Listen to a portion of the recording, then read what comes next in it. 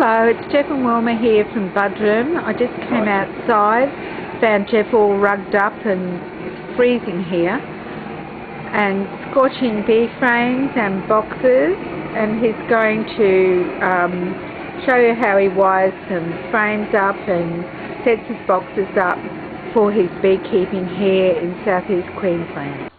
Okay, so rightio, so we're here now. We're going to wire up these frames. As you can see, these have been scorched, and you've got 4 holes on each side. I'm just going to run the wire through these. And, what did you scorch the frames for, Jeff? Well, you've got a constant battle here. Well, I think everywhere with AFB and things like that, and it's a disease that the bees get. And what I do is clean up all the frames and scorch them all, hopefully to kill the disease, and then reuse them. So I do the same thing with the boxes and the queen excluder and everything. And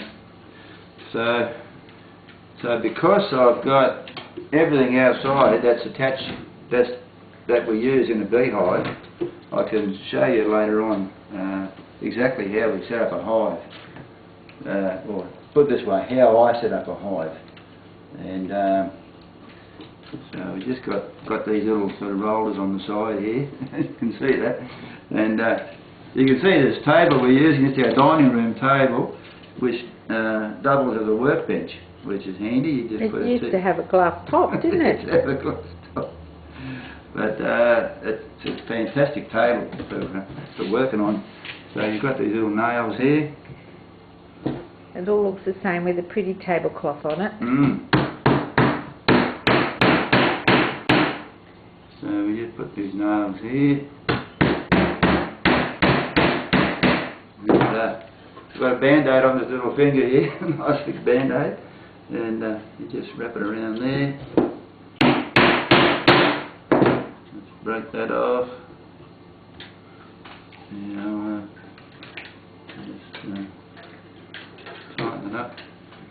What are you doing now, tensioning the wire? Yeah, you've got to tension the wire. You don't want it sloppy when you put the foundation on.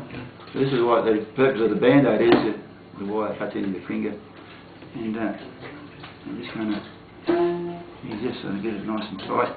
Okay, so we just sort of wrap that around again. The pliers there, you just break it off. Okay, so you can see these are nice and tight there, and I'm just going to show you how we put the foundation on in the next. Just wave the camera over here. I'm going to show this mountain of frames. This is my dining room. Jeff's very fortunate. He's got a wife that doesn't mind him happily doing what he needs to do. So they're coming on the spring, so I'm getting all these frames ready for when the bees take off in the spring. Alright, so we'll come back when we do the foundation. Okay. So okay, so we're putting the foundation on now. What I've got is a board under so that the wire sits on the board, and I've got my foundation cut to size, and these frames come with a slot under there, but I never use it. I never bother using it. So I just sort of sit it on there, keep the gap even on each side. Now what you've got is this embedding gadget here. You've got a 12 volt battery charger, and you've got an open circuit while that's open, and when you close that up it closes the circuit. So you've got this bolt goes down to the wire, continues a circuit along there and then up to this wire here, and then when you touch that you've got current going through the wire, and these two hold it in place so it doesn't twist and go all over the place when it heats up. So you just set each one firmly on the wire, and can you get close up there, Wilma, and just see what happens. You only for a split second you just hit you can see the heat melts it, and it just embeds into the wax, and you just let it cool down before you take that off, otherwise it'll spring it up on you. So you just do you got the whole 4 to do, and I'll just we can sort of I can turn it off and we can sort of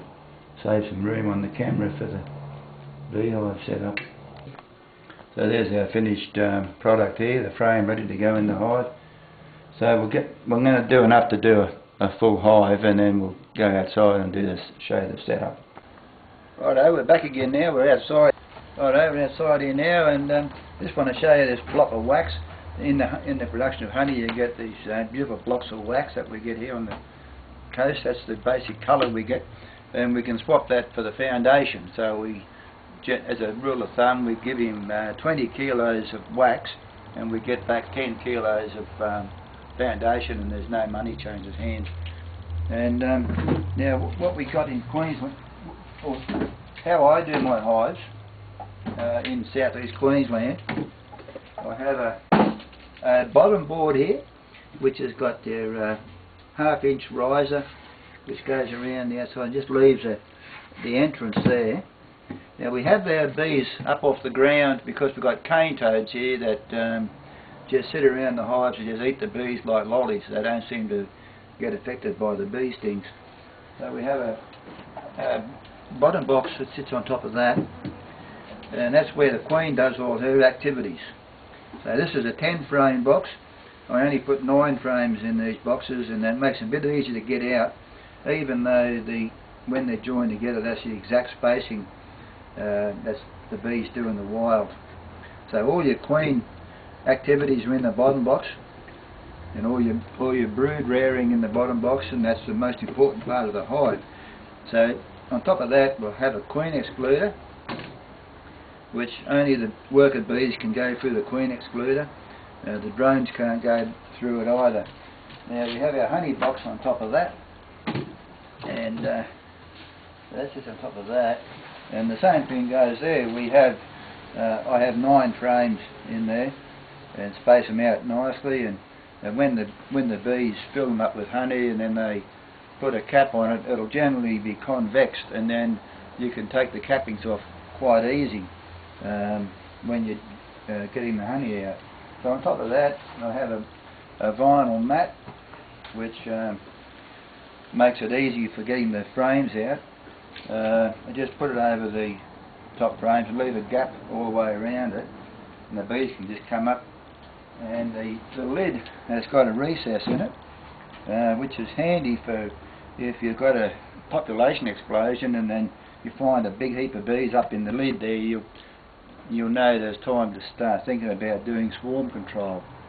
And so the other thing about having the mat on top of the frames is that it stops the bees from building burr comb between the lid and the frame, so it makes it easier. When you pull the lid off, the mat will come up with the lid, or the lid will just come up, and you won't have all that burr comb to be worried about. And plus we have a problem with small hive beetle, as probably a lot of people do, and what they'll do is they'll sort of hide between the mat and the frame, which gives them somewhere to hide. And so that you could talk another 10 minutes or more about small hive beetle and how to control them. But Alright, we're back inside, Ian. As you can see now, in summary, I just want to point out that I only scorch them when I find that the hives had AFB, or I suspect it had AFB.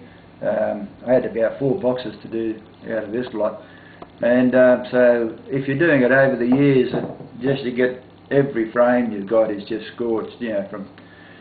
So what you do is, as soon as you find AFB, it's just better to get rid of it as quick as you can. Just nip it in the bud. Just take your frames out and get the honey out of it and the wax, and clean up your frames and scorch it all out and scorch the boxes and start from scratch. And the other thing about it is you've got to deal with it pretty quick, because once your hive weakens out, it gives the small hive beetle a chance to get a foothold, and then they'll sort of start laying their eggs everywhere and make an almighty mess. So that's the other issue with letting the AFB get a hold. Anyway, our time's running out, so I'll catch you later, and all the best. Bye.